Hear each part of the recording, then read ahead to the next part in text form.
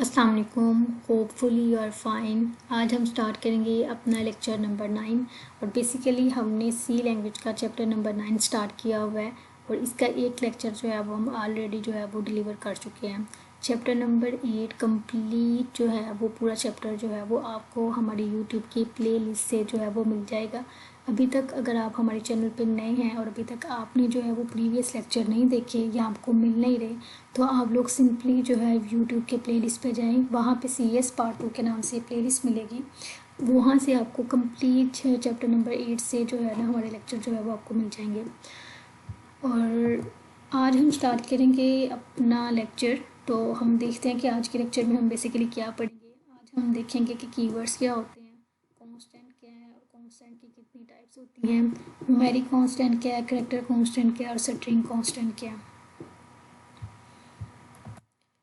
हम जो है वो आज कीवर्ड्स के बारे में पढ़ेंगे। कीवर्ड्स का बेसिकली हमने लास्ट लेक्चर में भी जो है वो डिफ़ाइन किया था कि कीवर्ड्स क्या होते हैं, लेकिन आज के लेक्चर में हम इसे डिटेल से पढ़ लेते हैं कि ये क्या होते हैं। Keyword is a word in C language that has predefined meaning and purpose. उसने कहा कि जो सी लैंग्वेज में हमारे पास कीवर्ड होते हैं ना, उनका पहले से कोई ना कोई मतलब होता है और उन्हें ख़ास मकसद के लिए जो है वो यूज़ किया जाता है। अब कीवर्ड क्या होते हैं, जैसे कि मैंने लास्ट लेक्चर में रिजर्व वर्ड जो है वो यूज़ किया था और उससे बताया था आपको मतलब ये कि रिजर्व वर्ड क्या होते हैं। तो प्रिंट एफ, इन, हैश, इंक्लूड, बेसिकली ये क्या होते हैं जिन्हें हम रिजर्व वर्ड करते हैं और ये क्या होते हैं, ये हमारे पास कीवर्ड ही होते हैं। रिजर्व वर्ड को कीवर्ड ही कहते हैं, ठीक है। ये नहीं है कि अगर मैंने भी रिजर्व वर्ड बोला है तो आप उससे जो है वो आप समझे कि ये प्रिंट एफ जो है रिजर्व वर्ड है और बाकी जो है वो हमारे पास वो वाइड इफ़ जो है वो कीवर्ड है। रिजर्व वर्ड कीवर्ड एक ही चीज़ है। और सेकेंड लाइन पर लेते हैं, the meaning and purpose of keyword is defined by developer of the C language. हमने लास्ट लेक्चर में ये बात की थी कि ये जो हमने कीवर्ड जो है वो यूज़ करते हैं वो बेसिकली जिन लोगों ने ये सी लैंग्वेज को डेवलप किया ना, उन्होंने ही ये कीवर्ड जो है वो डेवलप किए थे स्टार्ट में ही, ठीक है। उन्होंने ही हमें डेवलप करके दिए हुए हैं। हम खुद से कोई भी यूज़र जो है ना वो इसे नहीं लिखता, बल्कि ये प्री डिफाइन होते हैं और इन्हें हमने किसी ख़ास मकसद के लिए इसे अपने प्रोग्राम में यूज़ किया जाता है इसे। It can not be change और रीडिफाइंड बाय द यूज़र। इसका क्या मतलब है, इसका ये मतलब है कि इसे हम चेंज नहीं कर सकते और दूसरा ये है कि इसका जो काम है सिर्फ उससे वही काम लिया जाएगा, उससे उसका एक्स्ट्रा काम नहीं लिया जाएगा। मिसाल के तौर पे हमने बोलते हैं कि प्रिंट एफ हमने कहा कि ये एक कीवर्ड है और प्रिंट एफ का हमने पढ़ा था कि इसका क्या मकसद होता है। प्रिंट एफ का जो बेसिकली पर्पस था वो ये था कि उसने आउटपुट जो है वो स्क्रीन पे शो करवानी थी। अब जो है वो प्रिंट एफ जो है बस सिर्फ यही काम परफॉर्म करेगा कि वो आउटपुट ही शो करवाएगा, इसके अलावा वो और कोई भी काम परफॉर्म नहीं करेगा, ठीक है। अब जो है वो नेक्स्ट पॉइंट हम देख लेते हैं, keywords are written in lower case. ये आप लोगों को MCQ के तौर पे आ सकता है कि कीवर्ड्स को हम अपर केस में लिखते हैं, लोअर केस में लिखते हैं या बोथ, तो आप लोगों ने टिक करना है लोअर केस पे। सेकंड MCQ आपका बनता है the total number of keyword is 32 और ये आपको बहुत कंफ्यूज करते हैं। लास्ट लेक्चर में हमने 31 की बात की थी, वो हमने प्री डिफाइन की शायद बात की थी और ये आप लोगों के पास है कीवर्ड के बारे में और ये है 32। और इसलिए आपने कंफ्यूज नहीं होना, कीवर्ड हमेशा कितने हैं 32। लिस्ट ऑफ कीवर्ड्स, और ये आपको शॉर्ट क्वेश्चन के तौर पे पूछा जा सकता है कि आप हमें कोई से 5 कीवर्ड्स के जो है वो नाम लिख दें, ठीक है।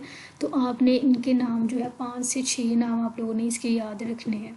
तो हम देख लेते हैं कि कौन कौन से नाम है इसका। Auto, do, if, wide, while, integer, switch, ETC और बहुत सारे नाम हैं जो आपकी बुक पे मेंशन है, लेकिन हमने यहाँ पे चंद एक ही जो है वो डिस्क्राइब किए हैं। इसके बाद हम देख लेते हैं कि कांस्टेंट क्या है और कांस्टेंट की टाइप्स क्या हैं। कांस्टेंट बेसिकली कांस्टेंट वर्ड से ही आपको समझ आ रही है कि ऐसी चीज़ जो चेंज नहीं होती। और वेरिएबल हम नेक्स्ट लेक्चर में पढ़ेंगे, लेकिन मैं अभी वेरिएबल का भी थोड़ा सा आपको बता दूं कि वेरिएबल ऐसी चीज़ होती है जो चेंज हो जाती है, लेकिन कांस्टेंट ऐसी चीज़ जो चेंज नहीं होती। A constant is a quantity that can not be change during the program. उसने कहा है कि कांस्टेंट एक ऐसी वैल्यू हम कह सकते हैं कि प्रोग्राम में है, कोई ऐसी वैल्यू हमारे प्रोग्राम में है जो चेंज नहीं होगी। अब हमसे पूछा जा सकता है कि कांस्टेंट की कितनी टाइप्स हैं, तो आपने उन्हें बताना है कि न्यूमेरिक कांस्टेंट है, कैरेक्टर कांस्टेंट है और स्ट्रिंग कांस्टेंट है। यहाँ पे मैं आपको एक बात क्लियर करती जाऊँ, यहाँ पे आप लोगों के पास MCQ लाते हैं।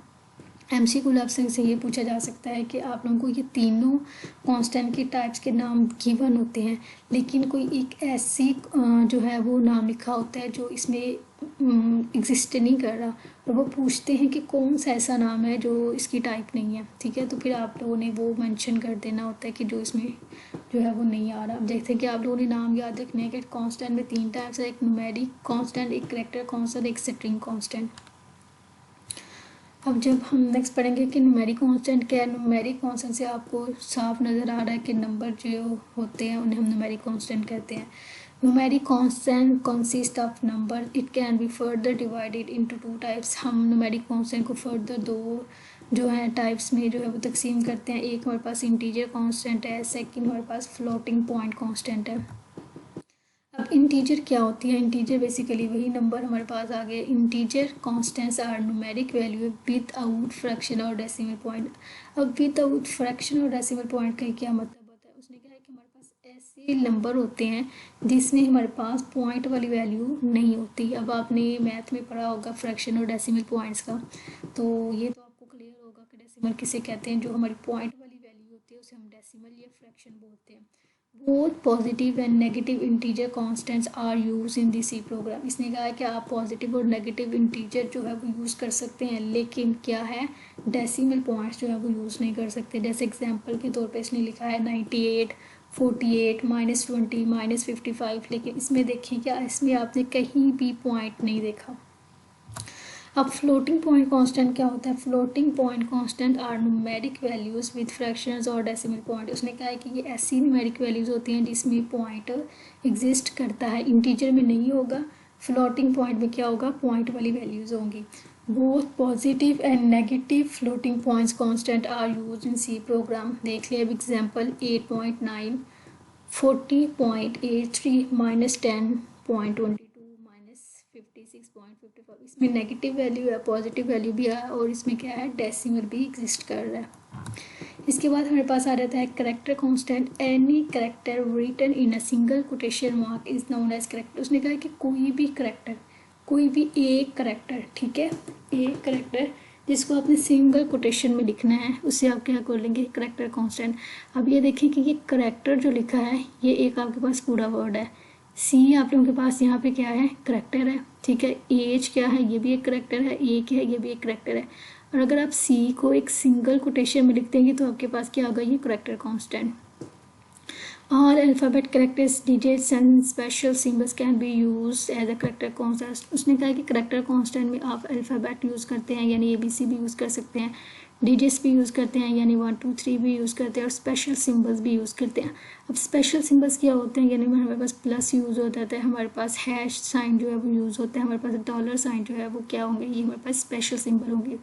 अब देखें कि एग्जाम्पल में देखिए उसने क्या यूज़ किया हुआ है। सबसे पहले अल्फ़ाबेट यूज़ किया हुआ है और एक सिंगल कोटेशन में यूज़ किया हुआ है। ये जो है ना आपके पास, ये आपके पास सिंगल कोटेशन है, और ये जो सेंटर में आपके पास एक करेक्टर है, उसके बाद फिर एक दूसरा करेक्टर है, और इसे सिंगल कोटेशन में जो है वो लिखा हुआ है, और ये क्या होगा? हमारे पास करेक्टर कांस्टेंट। इसके बाद 9 है, हमारे पास डिजिट करेक्टर है, उसके बाद ये हमारे पास स्पेशल करेक्टर है।